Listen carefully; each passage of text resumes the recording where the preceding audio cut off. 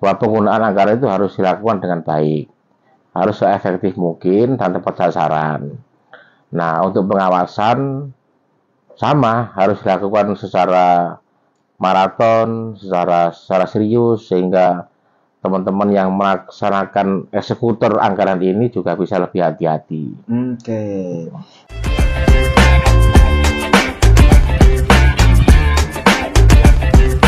Halo Empower, selamat datang di podcast Suara Rakyat. Kali ini sama saya Vanhar, dan Vanhar pengen ngajakin kamu ngobrol soal uang rakyat Empower. Serem nggak sih? Nggak sih, sebenarnya nggak seserem itu kok. Karena gimana kalau kita bilang uang rakyat, ya itu uang kamu yang kamu bayarkan, entah itu dari pajak, kamu beli rumah, ya itu uang kamu. Dan harusnya ya, kalau kita ngomong harusnya, itu ya dipakai ya juga buat kamu. Pertanyaannya biasanya, emang iya? Nah, kali ini Vanhar sudah bareng-bareng lagi sama Pak Salim Azhar dari Komisi C DPR Jatim. Siap. Selamat datang, Mas Salim. Siap, Mas. Akhirnya kita ngobrol-ngobrol lagi, dan Oke. temanya seru loh ini. Banyak jadi bahasan loh. Uang rakyat loh ya kan. APBD itu uang rakyat. Anggaran milik daerah ya Mas ya. Itu sebenarnya sumbernya Mas ya, kalau kita bilang sumbernya. Itu murni dari pajak sama setoran BUMD aja kan? Nggak hanya itu. Sebenarnya kalau bicara pendapatan daerah, dalam hal ini Provinsi Jawa Timur ya, itu macam-macam. Ada pendapatan yang langsung diperoleh dari pajak, ada yang dari retribusi, ada yang dari pendapatan lain yang sah, dan juga ada dari OPD penghasil. Oh. Nah, BUMD itu masuk dalam OPD penghasil itu. Cuman dari beberapa item tadi yang saya sebut tadi itu memang yang lebih dominan itu pendapatan dari sisi pajak. Oh, yang masih dominan itu. Ya, artinya pajak kendaraan bermotor itu masih penyumbang terbanyak soal pendapatan daerah. Oke. Jadi kalau di tahun 2025 itu kan carinya kan di tahun 2024. Betul. 2024 terus 2025 realisasi. Nah, di 2025 itu Jawa Timur itu memperoleh anggaran APBD itu sekitar 26 triliun. Wow. 26 triliun itu sebenarnya ini menurun. Malah menurun ya. Awalnya itu bisa sekitar 33, 32 gitu kan. Nah, kan ada pembagi hasil antara provinsi dengan daerah soal pajak motor itu. Oh, option pajak. Pajak itu. Iya, Nah, iya. itu kan akhirnya mengurangi pendapatan provinsi. Oh. Jadi dia malah turun berarti Mas ya? Malah turun. Wah, tak kira udah banyak. 26 T itu tak kira udah banyak, malah turun. Malah ya? turun. Aslinya sekolah Jawa Timur itu harus lebih dari itu. Harus lebih dari Dorongnya itu. di situ ya. Lihat dari SDM, SDA yang ada itu harusnya lebih dari itu. Oke, nah ketika ada uang masuk segitu banyaknya nih Mas, terus kan juga ada rencana anggaran belanjanya gitu kan. Perannya teman-teman DPRD itu sebenarnya buat apa gitu ketika proses pembahasan? Jadi gini Mas, tadi kan saya bilang totalnya kan ada 26. Ya. Nah, 26 itu nanti, tadi saya bilang ada yang dari pajak bermotor itu sekitar 14, terus ada retribusi itu sekitar 2,7, ada lagi yang pendapatan pajak yang sah itu sekitar 400 kalau nggak 600 lah. Termasuk dari OPD penghasil itu sekitar keberadaan dari tadi itu antara 600 ke 400. Nah, ada lagi pendapatan yang diterima dari daerah itu namanya transfer pusat. Oh. Dana alokasi khusus atau dana alokasi umum. Nah, itu namanya dana perimbangan. Itu yang disubsidi atau disupport dari pemerintah pusat itu bisa sampai sekitar 9 triliun lebih, kurang lebih 10 T. Oke, jadi sumbernya banyak sebenarnya. Banyak ya. Dan peran-peran teman-teman DPRD untuk memastikan itu benar-benar nyampe ke masyarakat sesuai peruntukannya gitu. Jadi kalau APBD sudah terkumpul semua, kalau 26 kan. Nah, itu nanti baru dialokasikan di pos-pos yang sudah ada. Oke. Ya, dibagi untuk masing-masing dinas. Nah, masing-masing dinas nanti bisa diwujudkan dengan program atau dengan gaji pegawai dan lain-lain. Nanti seluruh jumlah APBD yang masuk itu nanti dibagikan ke masing-masing dinas, termasuk juga ada yang ke satuan untuk teman-teman DPR, ada yang untuk teman-teman birokrasi yang di Pemprov, juga ada yang beberapa itu nanti untuk alokasi dana hibah. Jadi sudah dibagi semua. Sudah dibagi semua. Ini proses baginya gimana, Mas Alim? Ya, kalau baginya itu kan tergantung, Mas. Jadi tergantung kan. Jadi mereka harus melakukan diskusi dengan teman-teman Banggar, OPD itu kan. Yang awalnya kemarin itu dikasih anggaran semisal 60 M atau 600 M kan. Dengan asumsi dinas tersebut bisa memberikan PAD juga buat Jawa Timur. Nah, kalau semisal dirasa dia juga ikut sumbangsi PAD untuk Jawa Timur, biasanya ditambah. Oh. Biasanya kalau pembagiannya kan sesuai dengan dinas-dinas ya, maksudnya kan nggak bisa sama rata kan. Ya kalau berhubungan itu bisa lebih banyak, karena banyak segmen yang harus dia handle kan gitu loh. Sektornya real juga. Iya, sektornya juga banyak. Terus bagi PU itu juga terpecah menjadi ada PU SDA, ada PU apa itu Bina Marga, ada lagi Cipta Karya kan. Itu juga dibagi di tiga itu tadi. Okay. Ada lagi yang apa itu pertanian, ada yang UMKM, semuanya lah, semua itu kebagi dengan sesuai dengan jobnya masing-masing. Wih, ini berat loh ya, Mawar, karena ngelola uang puluhan triliun loh ini, Mas. Iya kan? Kendalanya apa nih, Mas, buat teman-teman DPRD supaya wah ini harus nyampe nih, harus tepat sasaran nih. Biasanya kendalanya di mana, Mas? Kendalanya itu ya kalau nggak keserap. Okay. Artinya uang yang sudah dialokasikan di masing-masing dinas itu kan harus keserap dengan bagus. Ya. Untuk program itu berapa persen, untuk belanja pegawai itu berapa persen kan harus keserap kan. Karena nanti bisa muter lagi nanti anggaran itu gitu loh. Nah, di sinilah tugas teman-teman DPR itu di sini kan, melakukan pengawasan terhadap budgeting. Okay. Melakukan pengawasan terhadap anggaran-anggaran yang dilaksanakan oleh teman-teman OPD yang ada di Jawa Timur. Biar proses penganggarannya nggak asal terus tiba-tiba lu kok nggak keserap gitu kan ya. Pernah kok kejadian kayak gitu, Mas? Ya, mestinya pernah. Karena belum tentu semua dinas itu bisa melakukan pelaksanaan anggaran ini dengan efektif gitu loh. Oke. Pasti nanti ada beberapa yang mungkin gak ke cover, atau ada tender yang itu harus dilelang ulang karena ada masalah gitu kan, akhirnya kan jadi nggak keserap dengan bagus. Pasti ada. Kendala itu pasti ada. Nah, tapi kalau kita bicara soal anggaran nih masalahnya, keluhan dari Empower itu biasanya adalah transparansi, Mas. Kok aku gak bisa ikut lihat? Akhirnya mereka nggak ngerasa jauh dari proses penganggaran. Pripun kalau dari menurut Mas Salim?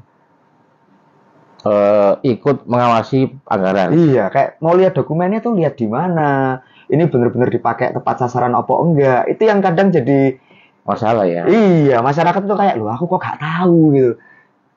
Itu nggak bisa dicari di Google, nggak bisa. Sebenarnya bisa, cuman kayak nggak gampang gitu, Mas. Nggak gampang. Iya, kayak banyak banget harus ke web ini, terus juga bacanya susah, Mas. Ya mungkin itu jadi masukan lah. Memang harusnya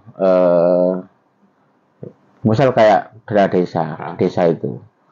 Dana desa sekitar 1 M itu, begitu dia selesai dikerjakan kan ada dibuatkan kayak LPG di banner gitu kan, besar itu kan. Iya benar, kalau dana desa ada. Itu kan biar masyarakat tahu bahwa ini loh uang dana desa yang sudah dipakai oleh Pemdes gitu kan. Betul. Nah, mungkin kalau yang untuk yang dinas ini, mungkin ini masukan untuk ke birokrat yang ada di Jawa Timur, artinya bahwa memang selayaknya harus ada laporan secara rinci penggunaan APBD yang sudah dikelola oleh masing-masing OPD itu kepada masyarakat. Nah, karena gimana kan kayak biasanya guyonannya arek-arek ya masalahnya. Nah, kita lo gak ngerti deh itu apa, tiba-tiba ada proyek miliaran, lah kita nggak tahu itu buat apa, ini buat apa. Jadi kayaknya itu bisa jadi bentuk transparansi yang ideal ya, Mas. Iya, atau dibuatkan aplikasi sendiri itu kan. Misalnya aplikasi untuk masyarakat mengakses penggunaan APBD itu juga bisa kan itu kan. Betul. Masuk itu juga bisa jadi solusi. Iya, karena kalau pemerintah desa bisa loh ya, harusnya kan semakin ke atas Nah, bisa juga. Iya. Susah, karena kan yang diurus makin banyak. Tapi bukan berarti nggak bisa. Jadi semakin seru nih ya, Mawar. Kita bahas soal anggaran ini memang kayaknya bakal rame gitu kan. Kamu jangan kemana-mana deh. Kamu tetap di podcast Suara Rakyat.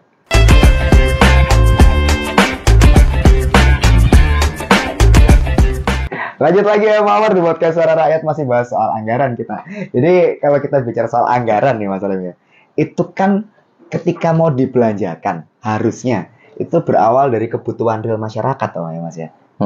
Jadi bisa nggak sih sebenarnya pas reses, kebetulan baru reses toh, suara dari masyarakat, suara dari warga itu diperjuangkan supaya bisa masuk ke anggaran daerah. Bisa, jadi gini Mas. Jadi ada 2 jalur untuk mengakses aspirasi masyarakat. Kalau jalurnya birokrasi itu namanya musrembang. Oh iya musrembang. Betul. Musrembang desa, musrembang kecamatan, musrembang kabupaten, musrembang provinsi kan. Nah, kalau aspirasi dari teman-teman DPR itu namanya kan reses. Jadi untuk menampung aspirasi masyarakat itu ada 2 jalur, ada jalur musrembang, ada jalur reses. Nah, kalau yang jalur musrembang kan kita nggak terlalu mengikuti karena itu dilakukan oleh teman-teman OPD dan dinas kan. Nah, kita kan hanya melakukan reses yang untuk teman-teman DPR untuk jaring aspirasi masyarakat di bawah melalui reses yang kita laksanakan. Nah, reses itu ada 6 titik kegiatan yang harus tersebar di dapil. Itu yang nanti akan menjadi usulan di birokrasi. Nah, sebetulnya 6 ini juga hasilnya kurang, Mas. Resesnya cuma 6 kali. 6 titik, iya, itu juga kurang. Makanya kan kemungkinan bulan nanti reses berikutnya akan ditambah. Iya loh, dapilnya banyak, bingung loh. Makanya ini harusnya lebih dari itu supaya bisa lebih luas mengakses aspirasi masyarakat yang ada. Betul juga, karena kalau misalkan dapilnya Surabaya aja 6 masih aman lah. Tapi kalau dapilnya luas buat masih kurang Mas, Surabaya. Surabaya itu ada berapa kecamatan? Oh iya sih kalau itu kan iya juga ya. Cuma 6 kali ya, gimana bisa benar-benar kurang. Nah, kalau kayak gitu dari pengalaman Mas Ali mereses beberapa kali nih, seberapa sering aspirasi warga itu berhasil naik jadi program, Mas? Kalau saya ini kan DPR baru kan. Jadi belum bisa mengukur. Nanti kelihatannya di tahun 2026 karena usulan hibah yang di tahun 2025 kan nanti masuknya di 2026. Betul. Nah, ini kan masih dalam proses pengusulan. Pengusulan nanti terus kita nanti via SIPD nanti kita masukkan ke teman-teman birokrat Bapeda yang di Jawa Timur itu kan nanti yang untuk mengelola itu. Nah, cuman pengalaman yang ada memang sebenarnya kan DPR kan nggak dibatasin kan, bahwa teman-teman DPR silakan mengusulkan usulan aspirasi dari alokasi hibah yang sudah ada gitu kan. Nah, teman-teman nanti mengusulkan itu ke birokrasi. Nah ini proses usulannya nih Mas. Pernah sampai debat nggak sih Mas? Saya bayanginnya kalau udah proses usulannya pasti ada. Mesti sering. Sering Mas? Enggak, maksudnya sering itu kan saya karena baru masuk terus pernah ikut rapat banggar yang awal-awal itu banyak yang merasa kecewa, merasa gimana gitu karena merasa usulannya itu nggak bisa diakomodir oleh pihak eksekutif. Nah, akhirnya teman-teman DPR kan pasti punya beban kepada masyarakat gitu loh, sudah bantu mengusul. Misal contoh, masyarakat minta masjidnya itu direnovasi. Direnovasi terus mereka mengajukan proposal via SIPD dan lain-lain. Terus dikasihkan ke pihak eksekutif ternyata nggak direalisasi. Itu kan malu teman-teman DPR kan. Kalau ke masyarakat kan malu kan, Mas gimana ini masjidnya? Kan masih malu dia kan. Iya loh, beban loh itu. Iya. Jelas. Dan itu kayaknya sering kayaknya. Aduh, alasannya apa tuh Mas biasanya? Macam-macam, kadang alasan soal teknis administrasi lah, soal sing caranya belum gini macam-macam lah kalau itu kan. Jawabnya piye Mas kalau kayak gitu? Iya. Saya bayangin saya dari posisi yang udah bawa aspirasi masyarakat datang terus pas rapat ditolak. Ngomongnya ke masyarakat itu yang dulu. Saya berharap nanti di 2026 ini usulannya teman-teman DPR juga diakomodir dengan baik. Mudah-mudahan begitulah. Artinya yang kemarin-kemarin itu biar nggak terulang lagi itu kan. Artinya birokrat juga harus eh, lebih lebih apa ya, lebih mengakomodir usulannya teman-teman anggota DPRD. Karena kan itu benar-benar dari bawah, jaringnya Iya. kan benar-benar dari bawah. Beda musren banget sudah berjenjang gitu. Nah, Kalau reses ini langsung loh dari akar rumput loh mas. iya. Nolaknya rada bingung loh. Iya rada langsung petir loh. belum Iya, nanti kan? pas itu juga timnya kan kena juga itu kan. Itu dia pastinya. masalahnya. Aduh berat loh. Tapi kan kalau kita bicara soal anggaran belanja masalahnya, itu kan pasti ada prioritas-prioritasnya gitu kan. Gesekan sesama anggota, oh gak iso iki harus prioritas. Pernah terjadi nggak masalahnya? Bukan sama anggota sebenarnya, sama pernah juga ya? sesama anggota tidak ada gesekan. Wow. Karena kan seluruh anggota diwajibkan untuk memberikan usulan. Iya. Jadi dana hibah yang sudah teralokasi untuk teman-teman DPR sama teman-teman Pemprov itu kan silakan diusulkan untuk menyerap anggaran ini kan gitu kan. Oke. Meskipun nggak ada kuota yang pasti. Artinya teman-teman DPR pasti akan mengusulkan gitu loh. Oke. Jadi gesekannya bukan sama-sama teman DPR. Malah bukan sama-sama teman Bukan, sendiri ya bukan. ternyata ya. Tak kira gesekannya itu juga sama teman-teman sendiri Mas. Enggak malah ya. Wah, jadi memang gesekannya kadang kebutuhan masyarakat itu kalah sama teknis ya. Keluhannya ya. Iya. Ya kayak di dapil saya itu kan ada 8 orang. 8 orang ini bukan bersaing, bukan rebutan juga, bukan. Mereka justru malah akan bisa menampung banyak aspek gitu loh. Saya nanti misalnya sebagian daerah Mojokerto sama Jombang, lainnya juga sama gitu loh. Tapi kan nggak tumpuk gitu loh, karena mereka mempunyai titik reses dan basis yang berbeda-beda. Padahal beda partai loh. Beda partai, Beda iya. partai, tapi kalau sudah jadi satu dapil bukan saingan lagi. Enggak pernah saingan soal itu. Wah, salah ternyata gue Amor. Selama ini mikirnya kalau cuman gini Mas, teman-teman DPR itu tidak bisa berbuat lebih. Karena semua eksekutornya itu adalah teman-teman eksekutif. Jadi yang mengeksekusi bahwa program ini harus jalan atau tidak, layak atau tidak, sah atau tidak secara legalitas administrasi, itu kan teman-teman birokrasi. Oh, itu bukan di DPR? Bukan. Loh, tak kira selama ini kayak DPR tuh oke nih ACC gitu. Enggak. Bukan. Ya bukan. DPR hanya sekadar mengusulkan. Mengusulkan sesuai dengan misal program apa gitu kan. Nanti ditaruh di dinas Kesra, dinas apa itu sesuai dengan programnya kan gitu loh. Cuma nanti masuknya lagi di SIPD. Nah, untuk selanjutnya teknisnya bukan kita yang ngurus. Oh alah. Jadi teman-teman birokrasi yang ngurusin itu. Jadi yang ini jalan, ini enggak, itu bukan di DPR ternyata ya. Bukan. Waduh, kalau kayak gini ini guyonannya Empower deh masalahnya. Proyek titipan apa masih mungkin kalau di era sekarang, Mas? Masuk ada titipan. Wah, ini proyek ini bukan untuk masyarakat sebenarnya, cuman ada titipan dia beberapa oknum kelompok lah. Titip tujuannya orientasinya bukan masyarakat tapi memperkaya diri sendiri misalnya seperti itu. Masih mungkin nggak Mas? Kalau sekarang sih susah Mas. Sangat susah karena reses itu kan juga ada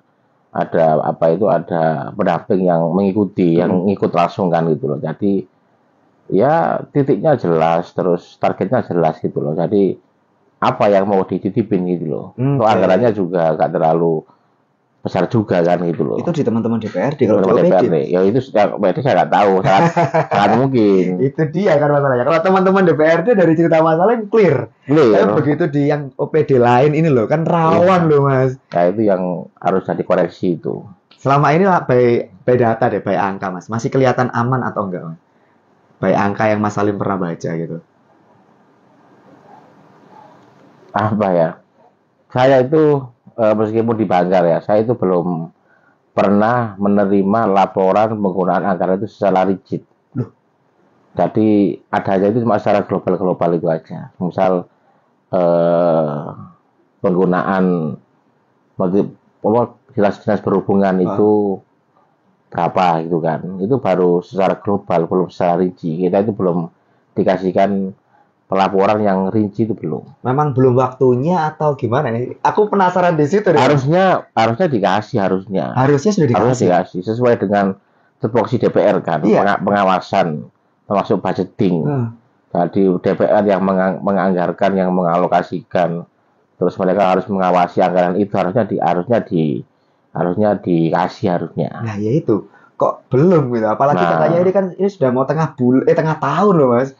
Iya, kayak kemarin itu yang di Aston itu rapat rapat perubahan KUA PPAS itu juga sama. Itu juga masih dalam tahap tanya kan, kira-kira penyerapannya berapa, atau targetmu pajak dapat target pendapatannya dapat berapa itu kan, sudah berapa persen itu, hanya itu. Waduh, itu padahal idealnya sudah harus ada angka rincinya, karena pengawasannya gimana Mas kalau datanya data umum?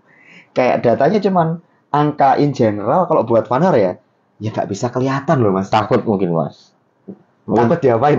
Mungkin takut DPR bisa membaca secara detail kan. Oke. Tapi meskipun teman-teman DPR nggak dikasih secara detail ya, tapi mereka tetap harus menggunakan pelaporan itu ke pihak-pihak terkait, termasuk ke BPK. Itu harus detail kan nggak bisa. Itu dia. Harus detail juga, harus ke BPK gitu loh. Harusnya berarti datanya ada loh. Ada. Harusnya ada kalau kayak gitu. Cuman kenapa? Ini kan jadi wah kan bener kan Empower, kalau kita bahas anggaran itu malah jadi seru. Kenapa? Karena ya itu tadi, pengawasannya harus transparan, habis gitu penggunaannya juga harus buat masyarakat. Kamu jangan kemana-mana Empower, tetap di podcast Suara Rakyat sama Vanar dan Mas Salim.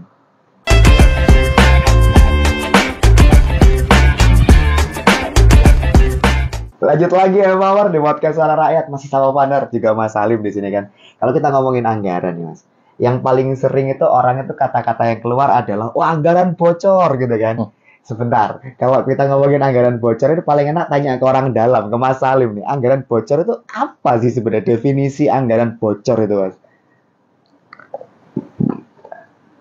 Anggaran bocor itu mungkin yang dimaksud adalah ketika pelaksanaan anggarannya itu nggak sesuai. Oke. Pelaksanaannya nggak sesuai atau menyimpang, atau mungkin penggunaannya overload. Artinya misal program ini dialokasikan untuk ini ternyata masih kurang atau dilebih-lebihkan itu gitu loh. Oke. Nah, itu juga masuk kategori anggaran yang bocor. Tapi yang paling penting bocor itu maksudnya mungkin ya penyimpangan itu. Penyimpangan yang nggak sesuai. Masih mungkin lah Mas dilakukan, kan sekarang pengawasannya katanya sudah solid. Solid gimana? Katanya kan gitu, pengamanannya sudah sangat transparan kan, bahasanya kan kayak gitu. Ya saya kira masih tetap lah, itu masih tetap ada. Cuman mudah-mudahan juga mulai berkurang gitu loh. Mudah-mudahan nggak terlalu banyak. Artinya yang saya juga masih meyakini bahwa bocor anggaran itu masih ada gitu loh. Oke. Dan mudah-mudahan nggak banyak itu loh. Kasihan juga kan kalau terlalu banyak. Iya. Kan? Lah kalau ibaratnya ban aja loh Mas, kalau bocornya banyak ya nambal terus. Nambal terus Mas, gak mari-mari. Artinya kan dana yang cadangkan itu masih akhirnya kan kepake buat itu dia. Nah, tapi kalau kita ngomongin anggaran bocor ya Mas Salim, itu biasanya ya rentannya itu di perencanaannya kah, atau di eksekusinya atau pelaksanaannya, atau malah pengawasannya Mas? Bisa semuanya Mas. Semuanya rentan? Iya. Kok bisa? Kalau perencanaan itu mungkin belum dihitung dengan bagus, sehingga nanti ketika melaksanakan, ketika membuat rancangan anggaran itu mungkin nggak di mapping dengan bagus. Akhirnya kan terjadi akhirnya kan efeknya nggak bagus ke belakangnya itu. Nah, termasuk pelaksanaannya juga. Kalau soal pengawasannya itu sebenarnya sudah bagus sih sebenarnya pengawasannya itu. Oke. Karena teman-teman DPR itu mungkin nggak setiap hari bisa monitoring atau mengontrol anggaran itu ya. Tapi ketika ada masyarakat yang komplain atau yang berkeluh kesah, pasti akan di follow up oleh teman-teman DPR. Tapi kalau datanya nggak dikasih rigid tadi gimana Mas? Nah, itu harus kita minta. Iya, atau mungkin dikasih saya nggak nerima gitu kan. Nah, bisa jadi kayak gitu. Iya. Belum. Tapi setahu saya ketika saya dibakar itu belum pernah menerima penggunaan anggaran secara rigid, itu belum ada. Maka saya masih nyimpen filenya kan. Iya. Saya masih nyimpen filenya, saya tiap rapat juga saya dapat filenya itu kalau tak baca itu masih dalam bentuk yang global, yang umum, data belum secara spesifik. General banget gitu ya. Ngawas ini angel loh Mas kalau data general. Ya makanya itu. Iya kan? Ya. Harus kalau kita ngomong data, apalagi soal duit, itu kalau bisa sampai penggunaan terkecil parkir aja ada harusnya gitu kan. Nah, tapi misalkan ya Mas, ketika ada satu proyek yang secara administrasi atau eksekusinya dia nggak beres tuh Mas. Bisa nggak di stop sama teman-teman DPR? Bisa. Oh, punya wewenang untuk itu Mas ya? Bisa. Teman-teman DPR itu bisa memberikan masukan terhadap OPD untuk mewarning atau memberitahu bahwa ini nggak bisa dilanjut karena ini bahaya, itu bisa. Termasuk narik investasi itu juga bisa teman-teman DPR itu. So far pernah kejadian nggak kayak gitu Mas? Di masa jabatannya Mas Salim? Selama ini saya belum pernah tahu. Oh, belum pernah ada kayak gitu. Tapi punya wewenang. Bukan belum pernah berada. Selama saya jadi DPR ini kan masih belum lama kan. Saya masih belum pernah tahu soal itu, belum pernah dengar. Oke. Tapi pastinya ada. Punya wewenang untuk itu kan karena pengawasan itu tadi. Iya. Tapi ya balik mana ya, Bang? Kalau pengawasan datanya nggak rigid ya, angel Mas. Angel. Saya dari tadi bayangin itu loh. Gimana bisa ngawasi? Gimana bisa baca data? Kalau cuma dikasih data umum gitu kan? Iya. Iya kan? Jatuhnya kayak ya susah Mas. Kita nggak tahu penggunaannya serinci apa gitu kan? Tapi kalau pengawasan eksternal nih Mas Salim, dari BPK katakanlah atau KPK katakanlah, sudah cukup nggak sih sebenarnya? Atau sih kurang Mas? Cukup. Sudah cukup ya sebenarnya. Ya artinya apapun itu yang menjadi masukan dari teman-teman KPK ataupun BPK itu pasti akan di follow up dan tidak lanjut oleh teman-teman birokrat yang ada di Jawa Timur. Jadi memang pengawasannya sebenarnya sudah solid untuk pengawasan. Tinggal PR-nya nih kayaknya menurut Vanar nih Mas, PR-nya itu di perancangan supaya nggak angger akhirnya nanti. Tapi memang itu Mas, data itu memang harus secret kan, bahaya juga memang kan. Betul. Artinya siapa yang ngejamin ketika orang itu dikasih data dengan detail, terus mereka itu bisa aman, nggak kemana-mana gitu loh. Nah, itu artinya dia. Kalau misal punya data terus kesebar kemana-mana kan itu juga akan menjadi masalah besar kan itu loh. Iya juga, karena orang baca data itu bisa di-capture yang semau mereka, dipotong-potong seakan-akan ada permainan, padahal ya enggak gitu kan. Itu bahaya di situ. Nah, terus kalau sudah kayak gini nih Mas Salim, masyarakat itu bisa ikut ngawasi anggaran, caranya pripun Mas? Kalau versi Mas Salim? Ya, kalau menurut saya ya emang nggak ada ya di websitenya Pemprov itu ya? Ada Mas, tapi nyarinya Iwu Mas. Aku pernah nyoba soalnya. Pertama nyarinya Iwu. Karena setahu saya itu ada website yang untuk bisa ngecek penggunaan APBD yang di Jawa Timur kan. Betul. Tapi pertama, ini kalau buat Vanar Mas ya, nyarinya Iwu, susah Mas. Yang kedua adalah bacanya angel Mas. Untuk orang awam seperti saya nggak. Iya, tapi memang itu butuh kajian khusus memang. Memang masalah anggaran itu nggak semua orang bisa paham soal itu. Artinya ada orang-orang yang memang paknya di situ itu bisa mengetahui. Oke. Oh ini nggak sesuai. Oh ini ngawur itu pas. Saya punya teman yang fokus di kasih anggaran itu. Oke. Jadi kalau memang begitu, berarti kan ini masukan kan buat teman-teman eksekutif itu loh, untuk bisa memberikan semacam report atau sosialisasi ke masyarakat tentang penggunaan anggaran itu. Itu dia. Ya kalau boleh usul deh Mas. Kan report yang rinci by angka itu penting. Karena kan butuh secara audit ekonominya, audit keuangannya. Tapi kalau kita bicara soal report ke masyarakatnya, isinya ongko kabeh Mas. Aku bacanya bingung Mas. Aku itu matematika bolosan sekolah ya. Begitu baca laporan ongko kabeh, ya apa ini bacanya. Jadi kan kayak masyarakat juga perlu tahu report secara bahasa awam kalau buat saya. Ya. Tapi masyarakat itu saya kira itu penting. Tapi yang lebih penting lagi itu adalah ya masyarakat juga pengen wujud nyata. Wujud nyata itu maksudnya ya pemerintah memberikan efek positif terhadap masyarakat, baik pelayanan, pembangunan, itu juga harus dipikirkan itu loh. Sehingga masyarakat juga merasa puas, merasa nyaman, sehingga dia nggak tanya-tanya kira-kira anggarannya ini dibuat apa gitu. Lah itu loh Mas, kalimat itu tadi itu guyonannya ya di Empower tuh ya. Alah, anggaran daerah menggawe gaji pegawai tok ae lah. Bener nggak sih Mas? Enggak, sebenarnya enggak. Sebenarnya enggak ya? Sebenarnya enggak. Enggak, bukan hanya buat gaji pegawai, tapi memang itu kan ada peruntukannya kan. Seperti tadi saya bilang dari awal memang ada anggaran yang khusus untuk buat belanja pegawai. Dalam hal ini kan gaji pegawai kan, ada juga yang untuk program-program itu kan. Nah itu saya kira nggak sudah tertata rapi kalau soal itu gitu loh. Nah memang kalau pegawai kan memang harus dibayar selaku PNS kan. Terus kalau nggak Tapi dibayar, nggak semuanya diserap ke sana nggak juga. sebenarnya enggak ya. Enggak. Cuman memang alokasinya besar karena Jawa Timur gede. Pegawainya butuh banyak gitu tak? Atau gimana Mas? Iya, ya saya tak ada datanya ini ya. Ah. Tadi saya belum sempat membaca itu soal pembagian belanja pegawai itu. Tapi yang pasti itu semua anggaran itu nggak ke sana, Nggak semuanya, bahkan separuh pun nggak sampai harusnya. Nggak sampai.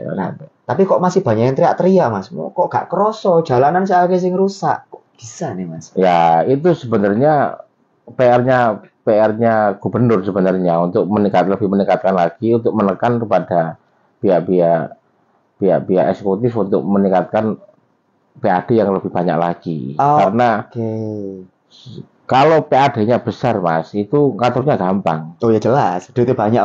Iya kan, jalan rusak, bendungan rusak, gitu kan gitu cepat gitu loh. Benar.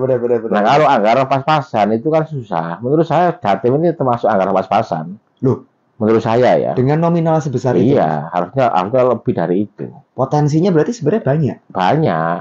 Cuman belum kegarap. Belum kegarap. Harusnya kan mulai dipikir dengan serius kan. Termasuk potensi-potensi tambang itu juga harus dikelola dengan baik. Kantor pajaknya bagaimana itu nggak harus dipikirkan.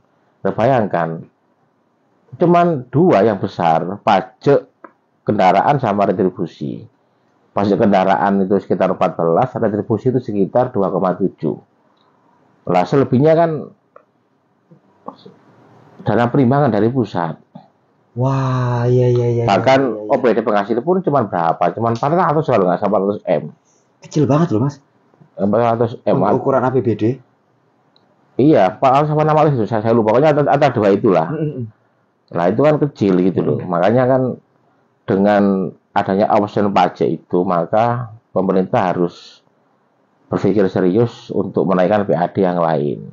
Supaya bisa menutupin kayak yang awalnya misalnya 33, 32, terus sekarang 26, ini kan turun kan harus 26, 29 itu kan harus dipikirkan ulang soal itu.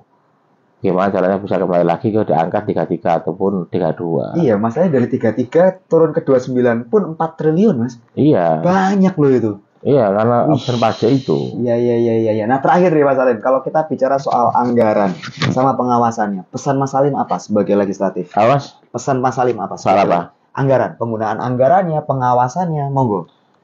Ya, kalau pesan saya, yang pertama, bahwa penggunaan anggaran itu harus dilakukan dengan baik. Harus seefektif mungkin dan tepat sasaran. Nah, untuk pengawasan, sama, harus dilakukan secara maraton, secara serius, sehingga teman-teman yang melaksanakan eksekutor anggaran ini juga bisa lebih hati-hati. Oke. Jadi memang semuanya harus dipersiapkan matang, Mas ya. Apalagi ngomong soal duit belanja.